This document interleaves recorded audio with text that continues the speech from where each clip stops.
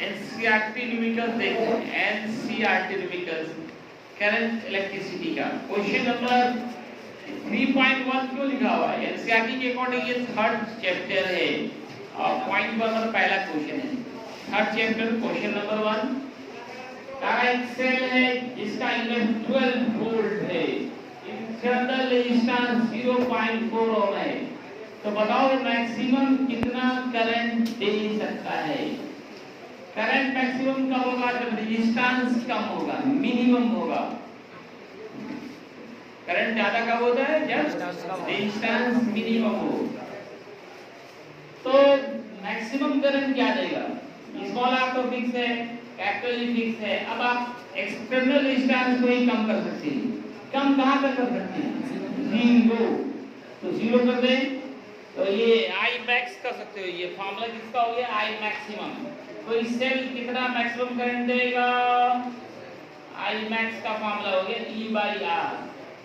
E दिया हुआ है आपको 12 वोल्ट, R 0.4, पॉइंट हटाइए, 30 कितना आ रहा है? 30। नेक्स्ट क्वेश्चन कह रहा है कि एक सेल है जिसका इनपुट 12 वोल्ट है, इंटरनल रेजिस्टेंस 3 ओम है, इससे 0.5 एम्पियर का करंट मिल रहा है। तो बताइए इसका एक्सटर्नल रेजिस्टेंस क्या होगा? What will be the value of external resistance? Capital R निकालना है, ई का ये फार्मूला प्रूव करें। इससे कैपिटल आर निकाल लें। कैपिटल आर का ये फार्मूला आ गया 17 ओम आ गया सॉल्व करने के बाद। अब वोल्टेज ड्रॉप निकालना है क्रॉस रेजिस्टर। जैसे देखो ये सेल लगा हुआ है और यहाँ एक रेजिस्टर जोड़ दिया, यहाँ V निकालना है। V करंट I मानिए तो V का फॉर्मूला IR, R आपका निकल चुका है 17, करंट 0.5 है, इस तरह से 8.5 वोल्ट आंसर हो गए। थर्ड नंबर क्वेश्चन कह रहा है कि 3 रेजिस्टर से 1 ओम 2 ओम और 3 ओम के उनको सीरीज में जोड़ा गया है और उनको 12 वोल्ट के सेल से जोड़ रहे हैं। 12 volt, EMF of cell is 12 volt और इसका इंटरनल रेजिस्टेंस क्या है? 0 है। एक तो आपको सीरीज में इक्विवेलेंट रेजिस्टेंस निकालना है, तो सबसे आसान शायद यही होता है, सबको जोड़ देना है। 1 + 2 + 3 दैट इज 6 ओम। अब कह रहा है अगर इस सेल का इंटरनल रेजिस्टेंस 0 हो जाए तो वोल्टेज V1 क्या होगा, V2 क्या होगा, V3 क्या होगा, ये निकालना है दोस्तों। करंट मान लिया जाए I है, सीरीज में आपको पता है करंट सेम होता है, वोल्टेज अलग अलग होता है, सब में सेम करंट पास होगा। करंट निकालने के लिए ईएमएफ का फॉर्मूला बैठाइए, E बराबर I × R + R। I निकालें, इंटरनल रेजिस्टेंस 0 है, RS लिखा है, टोटल रेजिस्टेंस इन सीरीज, तो वो कितना है? 6 ओम। स्मॉल r 0 है, क्वेश्चन के अकॉर्डिंग इंटरनल रेजिस्टेंस है 0, तो 12/RS का मान 6 + 0 दैट इज 2 एम्पीयर। ये करंट निकल गया 2 एम्पीयर का। अब V1 निकालना है, बहुत आसान, IR1 V2 IR2 V3 IR3 कर दे। अब 3 रेजिस्टर्स हैं 2 4 और 3 के ओम के, और इन सब को 2 4 और 5 है,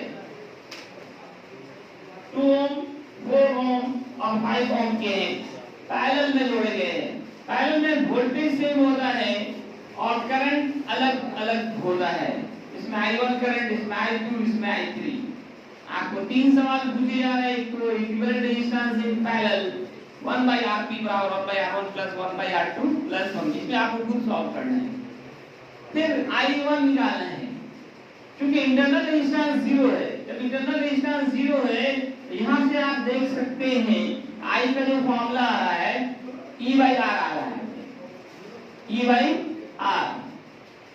मतलब अगर देखो E का जो फॉर्मूला है I × R + R, internal resistance 0 है, 0 पुट करें तो बन रहा है IR E बराबर V के, मतलब V के जगह पे E लिख सकते हैं। कब? जब इंटरनल रेजिस्टेंस 0 हो, या क्योंकि ईएमएफ ऑफ सेल दिया हुआ है 20 वोल्ट है, पैरेलल में है, सबके लिए जो वोल्टेज होगा वो E में V होगा। E by R1 करें, E by R2, E by R3 मान दिए हुए पुट करें 10 ohm, 5 ohm और 10 एम्पियर, 5 एम्पियर और 4 एम्पियर आ गए। फिर टोटल करंट निकालना है, तो सबको जोड़ दें। यहाँ से जो टोटल अगर I आ रहा था यही 3 भाग में बटा I1 plus I2 plus I3, KCL लगा दें, Kirchhoff current law, total input बराबर टोटल आउटपुट। तो I हमारा हो जाएगा तीनों की सम के बराबर, इस तरह से 90 एम्पियर आंसर हो गया। 3.5 नंबर कह रहा है एक ऑब्जेक्ट है, रेजिस्टेंस 100 ओम है, टेम्परेचर 27 डिग्री सेंटीग्रेड है, उसको कितना गर्म करेंगे कि रेजिस्टेंस बढ़ करके 117 ओम हो जाएगा। कितना टेम्परेचर तक गर्म करेंगे, थीटा टू निकालना है आपको। अल्फा के मान दिए गए हैं, अल्फा का क्या फॉर्मूला पढ़ा आपने, R2 minus R1 by R1 delta T हो जाएंगे theta 2 minus theta 1, theta 2 minus theta 1 को ऊपर ले जाएं, अल्फा को नीचे ले जाएं। सारे मान दिए गए, पुट करें, सॉल्व करें। इसी तरह के आसान क्वेश्चंस है एक्सरसाइज में, सारा पूरा एक्सरसाइज बना के आए। ऐसा ही है।